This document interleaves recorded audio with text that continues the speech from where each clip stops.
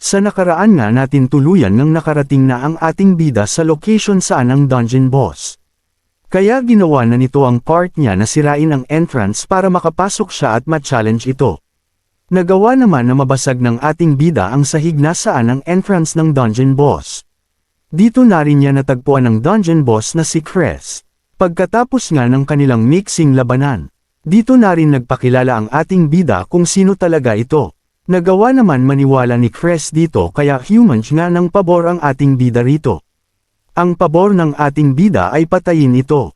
Kaso doon din nalaman ng ating bida na kahit mapatay niya ito di pa matatapos ang raid ng dungeon dahil hindi na pala siya ang dungeon boss na palitan na nito ni Selena.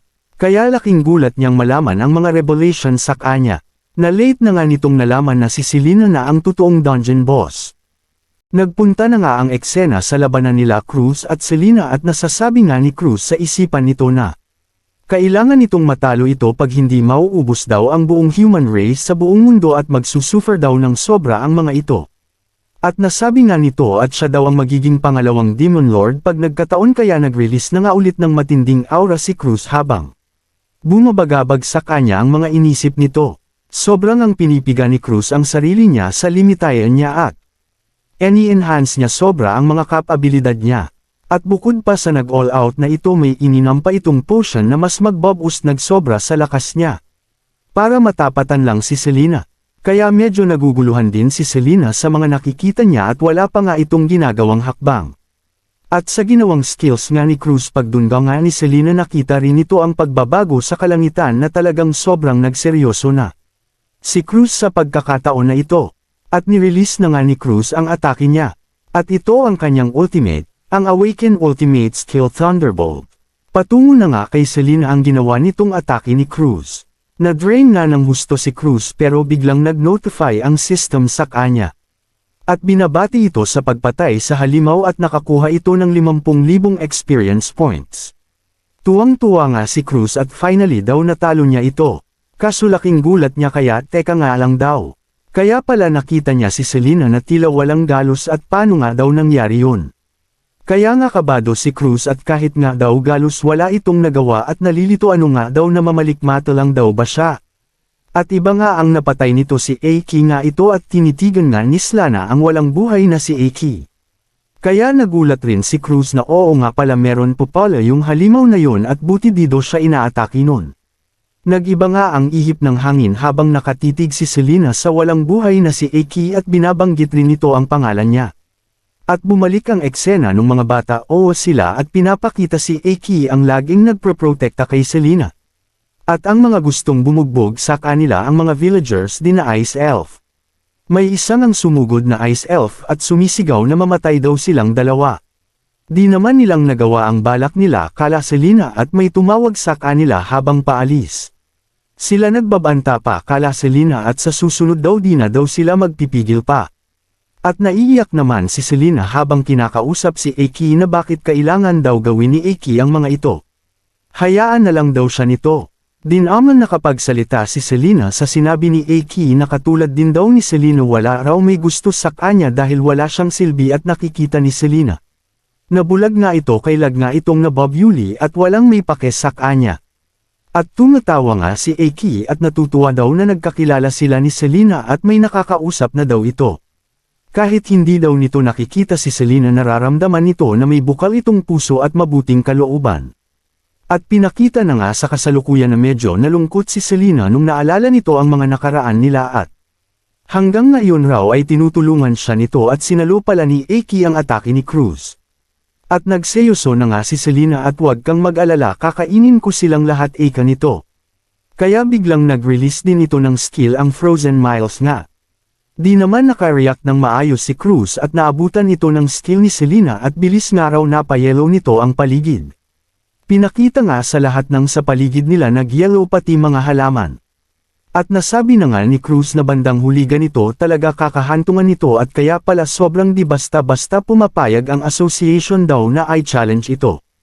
At biglang naisip niya si Liu Yi kaya pala natutuwa pa raw ito nang malaman niya na i-challenge niya itong dungeon at alam na nito ang kakahantungan ng lahat. Nabigla nga si Cruz nang nagsalita. Sa kanyang harapan si Selena at nagtanong kasi bakit dito ba nagtataka si Cruz at siya lang ang hindi raw nito pinagyelo agad. At nasabi ni Selena dahil daw sinunog nito ang katawan ni Aki at gusto raw nitong pahirapan muna siya. Kaya dagdag pa nito na ngayon wag muna raw itong mamatay agad sa gagawin niya. Makikita naman ang takot sa pagmumuka ni Cruz. At nasasabi pa ni Selena kakainin niya ito ng paunti-unti kaya gusto raw nitong marinig at makita anong kakahantungan ng katawan niya. Kaso biglang may fireball na pabulusok sa kanila. Napa-atras si Selena habang naglikha itong ng matinding pagsabog. Nasabi nga ni Selena na meron pa raw isa at sino nga raw ito. Nabigla nga si Cruz at nasabi nito na nakakagalaw na daw siya at meron namang anino sa likuran nito na.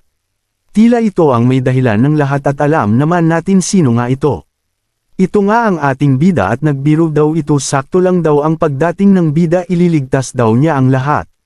Di pa nga ma-process ng utak ni Cruz ang lahat at tameme perin ito kaya sinabi na ng ating bida ano pa raw ginagawa nito Ron nga daw tumakas na siya at nasabi nga lang ni Cruz ang pangalan ng ating bida na Joe Ching.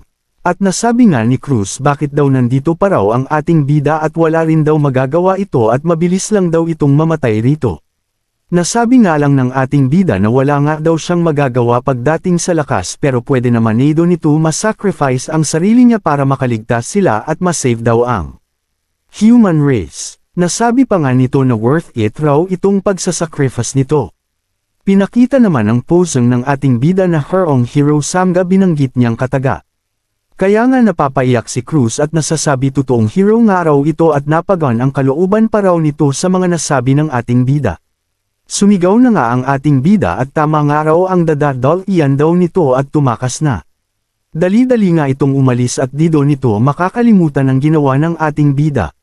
Paglabas nga raw nito papaalam daw nito sa lahat ang ginawa nitong sakripisyo sa lahat. Bigla naman nag-release ng skill si Selena kaso mabilis nga nitong naharangan ng ating bida. Habang tumatakbo at palabas ito sa dungeon naiiyak na nga ito at nasasabi nito na willing daw talaga ang ating bida na magsakripisyo at may mabuting puso raw ito. Sayang daw at sandali lang silang nagkakilala. Sakto nga lang daw na si Chris ang inuna ng ating bida na mapatay dahil sa nakuha nitong item roon na ngayon halos immune daw ang ating bida sa ice magic. Kaya nga nagtataka na si Selena ano daw nangyayari at di daw tinatablan ng ating bida, dahil wala itong kaalam-alam sa mga napagdaanan ng ating bida bago siya magpunta sa kinaroroonan nila. Kaya naman confidence ang ating bida na sa kinalalagyan niya ngayon. Kaya nga tawa ng tawa ang ating bida at inaasar pa nito si Selena nagpapatawa raw ito ano daw bang trick pinaggagawa nito. Kaya nasabi ni Selena na nababaliw na daw ang ating bida pero ibang-iba raw ito sa mga kasamahan nito mukha daw masarap daw ang ating bida. Sabi ng ating bida na di ako baliw o nababaliw di ako lang na magpaiwan para madali na lang sakin mapatay ka at di niya malaman ang katotohanan. At ngumiti ang ating bida na lahat na ngayon ay sakin na mula ngayon kasama ka ron. Kaya pag naiisip ko yun ko maiwasan maging excited talaga ka ng ating bida. Kinagalit naman ni Selena ito at nasabi nito na kung gayon kung dido tatalab ang ice magic niya gagamitan na lang daw nito ng physical attack ang ating bida. Nagawa naman maiwasan ng ating bida ang binato nito sa ating bida ng napakabilis. After nung pagbato nito sa ating bida dali-dali rin itong sumugod at nakapunta sa likuran ng ating bida para atakihin pero mukhang alam nito ng ating bida at wala lang sa kanya ang ginagawa ni Selena. Kaya nga nag-release na rin ng counter-attack ang ating bida. Di lang pala counter-attack ang ginawa nito nakahanda rin pala sila Queenie at ang Demon Dragon sa likuran ni Selena. Dahil sa sabay-sabay nilang atake nag-create ito ng malakas na pagsabog sa kalupaan. Wala ngang talab talaga kay Selena at nag-release pa ito ng Ice Spear sa kanila. Napatingin nga ang ating bida kay Queenie at nasabi nito na kahit daw sila ang mga malalakas nito pagdating sa combat ability wala pa ring talab kay Selena at para daw itong si Arhan mas lumalakas at nag-iba ang level kapag nagseseryoso na. At nasabi na nga ng ating bida habang pinakita si Selena na ibang-iba na daw ito simula kanina mas tumaas ang level at lumakas pa. Sinabi naman ng Demon Dragon sa ating bida na sila na do bahala rito at umalis na daw ang ating bida. Inasar pa nga ni Selena ang ating bida na tama nga daw ang pinagsasabi nila tumakas na daw ang ating bida parang bata. Nasabi naman ng ating bida pati raw attitude talaga nito dapat baguhin rin kaya bibigyan daw ng lesson niya ito. Kaya unti-unti nang may ginagawang skill ang ating bida. At nag-activate nga ito ng skill na Undead Summon kaya unti-unti bumabangon ang mga patay. Kaya pinaliwanag naman ng system ano tong Undead Summon na skill ito ay pag-summon ng mga namatay na at magiging zombie nga sila. At may kakayahan pumatay ito ng anong target na nag-utos sa kanila at may mana cost nga itong 1,000 mana power at may 10 minutes na cooldown. Biglang naman di nakagalaw si Selena sa mga nasasaksihan niyang mga zombie ng mga ice elf na pasugad sa kanya. At biglang nanimbalik sa isipan ni Selena ang mga sinapit nito sa mga villagers na nanakit sa kanya. At nagsisigaw nga ito na parang bata. At nag-follow up pa nga ng skill ang ating bida ang Element Explosion. Nawalan na nga ng ganang makipaglaban si Selena habang pasugod sa kanya ang mga zombie at napaupo na lang ito at di na alam gagawin niya. Pinalabas na ng ating bida ang hinahanda nitong atake para wakasan na ang buhay ni Selena. Pinakawalan na nga ito ng ating bida sa direksyon ni Selena. Hindi nga biro ang lakas ng pagsabog na napamalas ng nagawang atake ng ating bida, dahil yumanig ito sa buong dungeon. Sa labas naman ng dungeon pinakita na nakalabas na nga ng tuluyan si Cruz at may mga nag-aabang sa kanya. Roon, nalulungkot nga si Cruz habang nagpapasalamat sa ating bida sa pagliligtas nito at nakakahiya rin daw na ang ating level 40 na ating bida ito pa raw ang makakatulong sa kanya para mabuhay at makatakas. Biglang nawala ang pagmumuni-muni ni Cruz dahil may tumawag sa kanya bigla at nasabi pa Cruz buhay ka pa pala. At ito pala si Louie na inaasar pa nga ito, na nung nalaman daw nito na ay challenge daw ni Cruz ang dungeon kaya nagmadali raw itong magpunta rito at nadatnan daw nito na buhay pa pala daw si Cruz.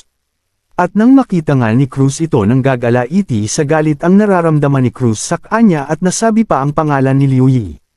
Nasabi pa nga ni Louie kay Cruz na di talaga kayo nag-iisip talaga ang pag-challenge sa dungeon na ito magiging libingan nyo lang at may kakaibang skill ang halimaw na yon na magamit ang mga skill ng lahat ng nakakain niya. Kaya nung unang awaken ko sinubukan kong magpunta rito at dahil sa kahambugan ko muntik na rin akong mamatay. At nasabi naman ni Cruz na muntik Karen mamatay paano ang mga kasama mo nun, at sinagot naman ni Louie na alin ang mga basurang yun. Nag-iisip ka ba syempre lahat nun kinain ng halimaw na yon? Nanlungo nga ang pagmumuka ni Cruz at di nga daw nito nakalkula ang lahat ng pangyayari. At pinakita naman ang nagawang pagsabog ng nagawa ng ating bida, at mukhang nadali nito si Selena. Pagkatapos nga ng malakas na pagsabog at sa kakagawan ng ating bida himalang nagawa pa ni Selena na mabuhay sa ganung pangyayari, at talagang nagseryoso na rin ito ng sobra. Kaya nga laki ng gulat ng ating bida at sa ang hunter niya nakuha ang skills daw na ginamit ni Selena. At nag-counter-attack ito sa ating bida at ginamit ang Death Blast.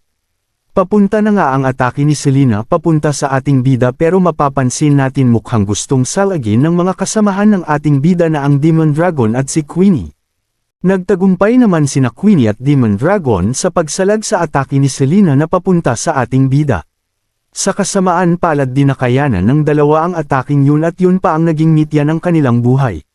At nagmayabang naman si Selena na wala daw magagawa ang ating bida ito raw ang totoo niyang kakayahan na ang lahat daw ng makain nito. Ay nagagamit niya ang mga skills nito at meron na nga daw siyang 12 na hunter na nakakain. Kaya nga nasabi ng ating bida rito na aminado itong di na daw maganda ang nangyayari at ang huling atake niya ay mahaba ang cooldown. At talagang kinakaya raw ni Selena ang mga nagagawa nitong atake.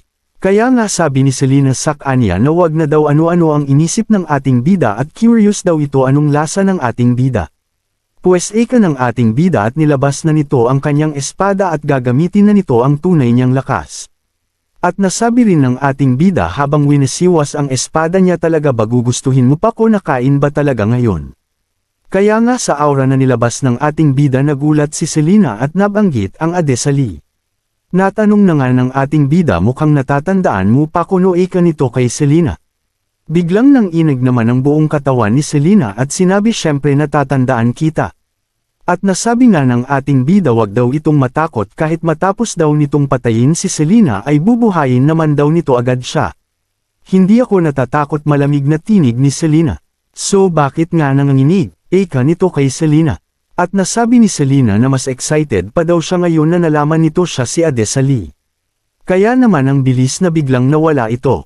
Nagawa na pala nitong makapunta sa tabi ng ating bida ng ganong kabilis, buti nagawang masangga ng ating bida ang ataking ginawa niya. At hagabong umaatake ito sa ating bida, di daw nito hahayaan na mabuhay pa ang ating bida kahit nalaman na nito ang tunay na katauhan ng ating bida. Talaga daw nababaliw na daw si Selena at di daw ito makukuha sa pakiusapan daw. Kaya nga nag-release na ng matinding aura ang ating bida at umatras naman si Selena sa ginawa ng ating bida. At nag-transform na nga ito sa kanyang tunay na anyo, at nasabi ng ating bida na papatayin na nga daw niya ito. Pumunta naman ang eksena kala Cruz at Liuyi at tinalukuran na ni Liuyi si Cruz habang sinasabi nito na nag-sacrifice daw nagpitong or 8 hunter si Cruz.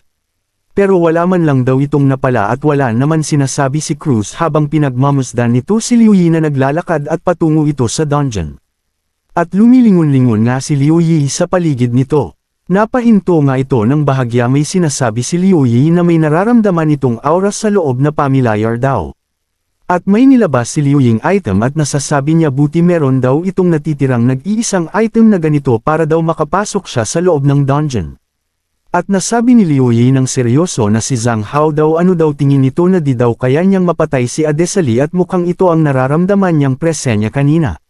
Na alam nito na sa loob ang ating bida at hinahanap nilang Demon Lord. Papasok na nga ito sa loob ng dungeon habang sinasabi nito na siya daw ang makakapatay sa ating bida. At nabigla nga si Cruz at nagawa nga nitong makapasok sa loob at inalala nito ang ating bida kung buhay pa raw ito. Habang nag-iisip si Cruz, may isang nilalang ang sumugod rin papasok sa dungeon kay kinagulat ni Cruz ito. Tuluyan na nga rin nakapasok ang nilalang na yun sa loob at alam naman natin ano ang pakay noon sa loob ng dungeon. At sinasabi ni Cruz sino nga raw yung nilalang na yun nakapapasok lang. Pumunta naman sa eksena na ganado parent silang dalawa na nagpapatayan na walang nagpapatalo sa kanilang dalawa. At nakakasabay nga si Selena kahit nakapag-transform na ang ating bida sa totoong katauhan. Nito, nagawa naman nitong may tulak ang ating bida at parang kinagulat niya ito. At may malakas na atake na tumama sa katawan ni Selena at nagawa pa nitong tumagos sa katawan niya sa sobrang lakas. Sobrang lakas nga nitong atake at nagawa pa nitong masunog si Selena. Kaya kinagulat ng ating bida ito at hinanap agad sino daw yung gumawa nun.